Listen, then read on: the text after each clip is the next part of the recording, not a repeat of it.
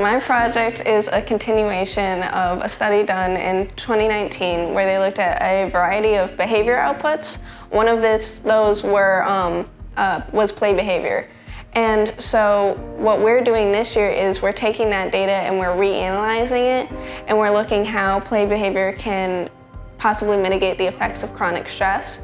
And we'll be looking at the expression of the MPY as well as other proteins and the levels of various stress-related hormones. And we'll be comparing that to how much and what kinds of play the rats did and looking to see if there is any relationship. If we find that play behavior does mitigate chronic stress, then that really helps us get a grasp on what is effective and what isn't in terms of dealing with our chronic stress.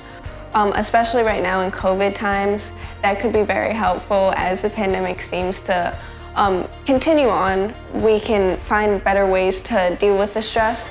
And then outside of COVID, play is very important for children, for example. So if kids are living in stressful situations, if we know that play behavior can increase their resiliency to stress, or their resiliency in general, or can mitigate the effects of stress, then we can help them prevent negative symptoms in the future.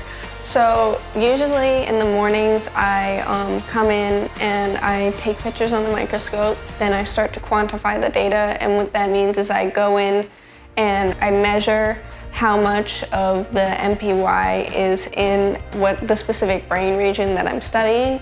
Later we will compare it and do an analysis on it and do the statistics on it.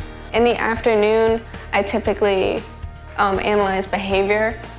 And so what that means is I look at the videos of the rats and I watch them play and I write down what they're doing. And then I also focus on writing my paper and doing research for the paper.